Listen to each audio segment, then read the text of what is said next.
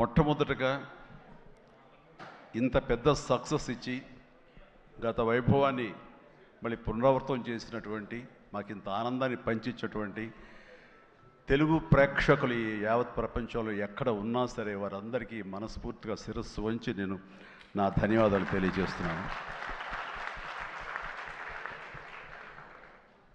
Release అయిన 4వ రోజో 3వ రోజో సరే ఇంట్లో నేను మామూలుగా క్యాజువల్ డ్రెస్ తోటి ఏదో టీవీలు చూస్తూ కూర్చుంటున్నాను. సక్సెస్ ఎంత అవుతుంది ఏంటనే న్యూస్ వస్తుంది, ఆనందమే. చాలా హుషారుగా సుష్మిత లోపలికి వచ్చేసి, డాడీ వింటున్నావు కదా ఎంత బాగుందో అని అంటే, ఏసమ్మా ఏం డల్గా ఉన్నావేంటి, నీకు అఫ్కోర్స్ నీకు సక్సెస్ మామూలే కదా, 47 ఏళ్ళ బట్టి అనుభవిస్తున్నావు కాబట్టి పెద్ద కొత్త ఏం కాదు, కానీ మాకు మాత్రం చాలా ఎక్సైటింగ్ ఉందంటే, మరమ్మ కూర్చో, నువ్వు చిన్నప్పటి నుంచి అన్నం తింటున్నావు కదా అని అన్నం ఇవాళ తినమంటే బోరు కొట్టుతుంది, నేను తిననంటావా? అది అమ్మ వండిందైనా, ఆ తర్వాత భార్య వండిందైనా, ఆ తర్వాత బిడ్డలు మీరు వండిందైనా, ఏదైనా సరే మన అన్నం మన కూరలు జీవితంలో ఎప్పుడు బోరు కొట్టదమ్మా. మళ్ళీ నెక్స్ట్ డే మార్నింగ్ దానికోసం అరువులు చూస్తుంటాం, ఇదే ఆకలి అవుతుంది, ఎప్పుడు అన్నం పెడతారా అని ఉంటారు. కాబట్టి అమ్మ అన్నం ఎప్పుడు బోరు కొట్టవమ్మా. అలాంటిది ఆ సక్సెస్ అన్నది కూడా అలాంటిదే నాకు. ఎందుకంటే అది సీనియారిటీతోటో లేకపోతే సీజన్ అయిపోవడంతోటో అండ్ మెచ్యూరిటీ రావడంతో ఏదో ఒక్కొక్కళ్ళు ఒక్కొక్కలాగా స్పందిస్తాం తప్ప, దీని లోపల మీరందరూ ఎంత ఎగ్జిబిట్ చేసుకుంటున్నారో, ఎంత బయటికి అందరూ చెప్పుకుంటున్నారో, అండ్ విజయోత్సవంగా మీరందరూ సాహు అనిల్ ఇలా తిరిగి మీరందరూ ఇది ఆస్వాదిస్తున్నారో, అంతకంత నేను మనసులో ఆస్వాదిస్తుంటాను. మా ఒకసారి అనిపిస్తుంటే అంత అదృష్టవంతులు వీళ్ళు వెళ్ళిపోయి అందరితో ఇంటరాక్ట్ అవుతూ ఈ సక్సెస్ని ఇలాగ అందంగా మన అందిపుచ్చుకొని తిరిగి ఆస్వాదిస్తున్నారు. ఆ అవకాశం నాకు లేదు కదా అంటే ఎంతో బాధపడుతుంటే, అది ఆ బాధ మౌనం కనిపించిందో కానీ ఇంకోటి కాదు.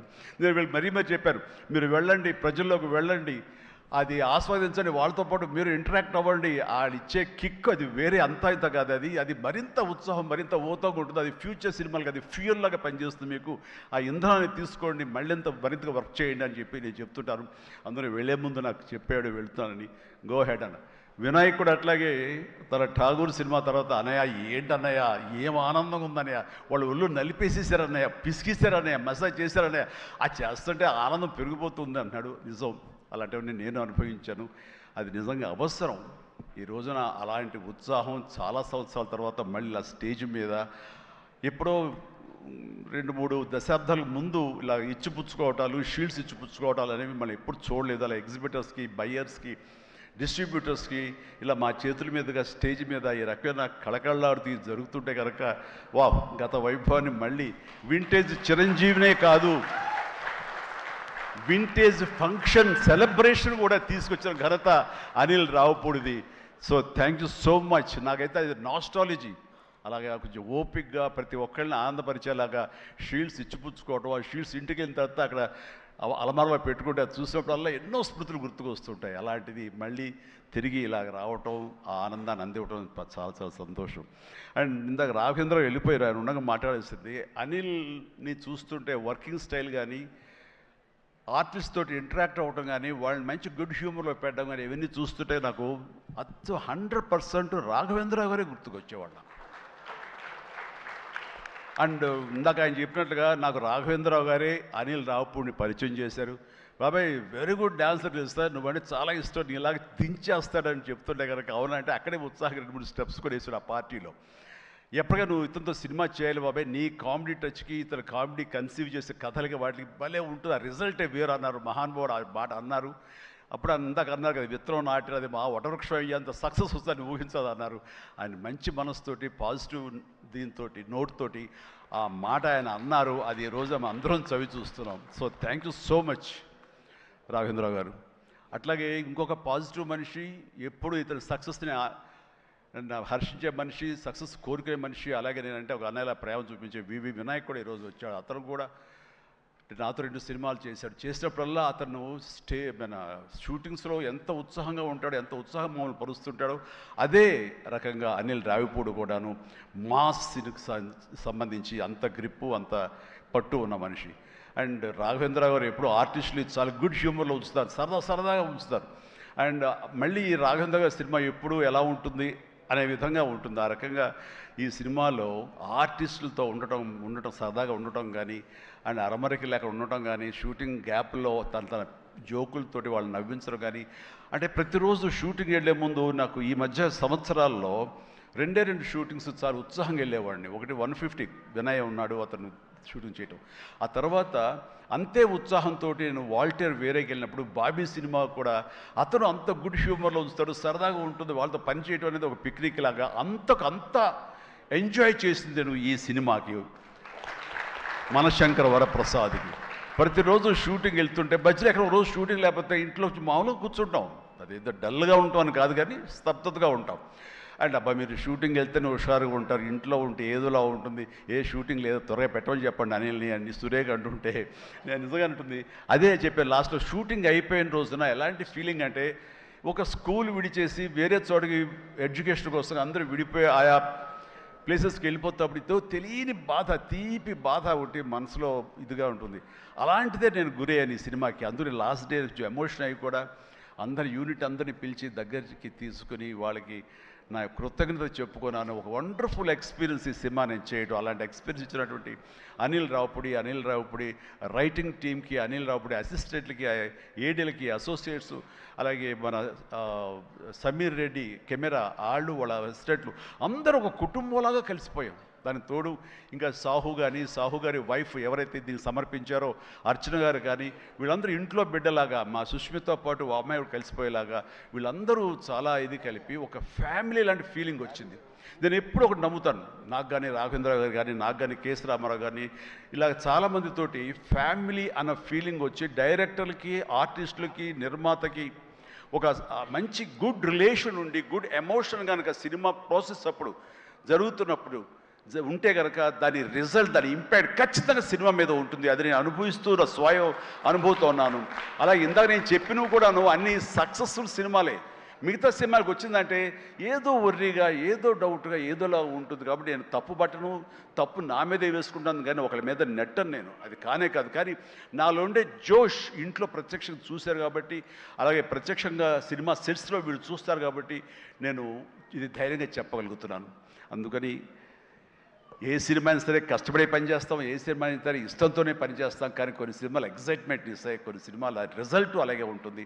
అలాగే ఈ సినిమా ఇంత రిజల్ట్, ఇంత వెరీ గుడ్ విజయం మాకు లభించినందుకు, మాకు ఇచ్చినందుకు, దాంట్లో మధ్యలో ఒక వారధుల్లాగా పనిచేస్తున్నటువంటి బయ్యర్లకి, డిస్ట్రిబ్యూటర్స్కి, ఎగ్జిబిటర్స్కి, ఈ కళకళలాడుతూ ఈ సంక్రాంతి ఇంత బాగా ఉందంటే అందులో ప్రధానమైన కారణం ఈ సినిమా. అందుకని ఈ సినిమాకు సంబంధించిన సంబంధం ఉన్న 50 మంది బయ్యర్లకి, వాళ్ళందరికీ కూడా నా హృదయపూర్వక ధన్యవాదాలు, అభినందనలు తెలియజేస్తాను. నేను ప్రీ రిలీజ్ ఫంక్షన్లో కోరుకున్నాను అన్ని సినిమాలు బాగా ఆడాలి, అన్ని సినిమాలు కళకళలాడుతుండాలి, థియేటర్లకి జనం రావాలి అని అన్నందుకు నేను ఆ కోరిక మన్నించి ఏదో ఒకటి సినిమా, అర సినిమా కొంచెం అటు ఇటుగా ఉన్నా సరే దాదాపుగా అన్ని సినిమాలు ఈ సంక్రాంతిలో ప్రజలు ఆదరించారు, వాళ్ళన్నిటికీ సక్సెస్ కలగజేశారు. అవన్నీ కూడా మంచి ఆయా రేంజుల్లో వాళ్ళకి, ఆ హీరోలకి, ఆ నిర్మాతలకి, ఆ ప్రొడ్యూసర్లకి, డైరెక్టర్లకి వాళ్ళందరూ కూడా అలాగే ఈ సక్సెస్ దొరికేందుకు ఇది వెరీ గుడ్ సంక్రాంతి, జీవితంలో మర్చిపోలేని సంక్రాంతి. ముఖ్యంగా ఏంది వెంకీ సంక్రాంతి అంటే అదిరిపోద్ది సంక్రాంతి చూస్తావు అన్నట్లుగా అదే చూసాము, అదే అదిరిపోయింది సంక్రాంతి. Thank you. అండ్ ఇక ఈ సినిమాకు సంబంధించిన నా మిత్రుడు, నా సోదర సమానుడు, నా ఫ్యామిలీ ఫ్రెండ్, అన్ని రకాలుగా నా మంచి కోరుకునేవాడు, అతని శ్రేయోభిలాషిగా నేను. అలాంటి వెంకీ సినిమాలో ఉండాలని కోరుకున్నది నేను, అది కోరుకున్నందుకు ఉండేలా చేసినటువంటి అనిల్కి, ఆ తర్వాత 4-5 రోజులు 7-8 రోజులు ఎన్ని రోజులు కానీ ప్రతిరోజు నవ్వులు సెట్లో తమాషాలు అసలు ఎంత అంటే అంత కాదు. అండ్ యంగ్స్టర్స్ ఫీల్ అవుతారు, టీనేజ్ బాయ్స్ అలా ఫీల్ అయిపోయి ఇద్దరం. ఆహా ఓ యా ఇదే అల్లరి ఇదే రకంగా ఉంటుండేది. అందుకని ఆ సినిమాలో అప్పటిదాకా ఏముండదండి, చిరాగా ఉంటాడు. టేక్ అనగానే ఆ హుషారు ఎక్కడి నుంచి వస్తావు అంటే ఇలా అసలు అంతా ఇదో కాదు. అండ్ నా సాంగ్స్కి అతను డ్యాన్స్ చేయటం, అతని సాంగ్ నేను రిపీట్ చేయటం, ఇలాంటి కాన్సెప్ట్ పెట్టి ఇద్దరి మధ్య బ్యాలెన్స్ చేసి ఎవ్వరికి ఏ అసంతృప్తి లేకుండా చేసి well knitted film with 2 super stars, 2 big stars అన్న కలిసి తన తెలివితేటల్ని ప్రదర్శించుకోవడం అనిల్ రియల్గానే yeah thank you so much ఏంటి వాళ్ళు నిజంగా చాలా ఆనందంగా ఉంది. ఈ ఆనందం వెనకాల ఆర్ద్రత ఉంది. ఇక్కడ ఒక ఎమోషనల్గా ఒక డైలాగ్ మొన్న చాలా చూస్తుంటాను మీడియాలో, నా ఫ్రెండ్స్ పంపిస్తుంటారు. అందులో ఒక లేడీ అంది, ఇలాగ నిలబడితే చాలా ఆనెస్ట్గా కనిపించింది ఆవిడ. ఏంటయ్యా ఇంకా ఎంతకాలం కష్టపడతావయ్యా, ఇలా కష్టపడాలా? ఎప్పుడెప్పుడో నేను సినిమాలు చూశాను, అప్పటి నుంచి ఇప్పటిదాకా నువ్వు కష్టపడుతూనే ఉన్నావు, మమ్మల్ని ఆనందింపజేస్తూనే ఉన్నావు. ఇప్పుడు నీకు ఓపుగుండి ఎంత చేస్తున్నావో, ఎంత శక్తిని చేస్తావో, భగవంతునికి ఆ శక్తిని ఇవ్వాలి. కానీ మమ్మల్ని ఆనందపరచడానికి నువ్వు ఎంతగా శ్రమ తీసుకుంటున్నావో నేను చూస్తుంటే మాత్రం ఇంకా ఇవ్వాలా అని, నువ్వు డబ్బుల కోసం నేను అనుకోను, మమ్మకు ఆనందం ఇవ్వడం కోసమే నువ్వు ఇది చేస్తావనేది సుస్పష్టంగా తెలుస్తుంది.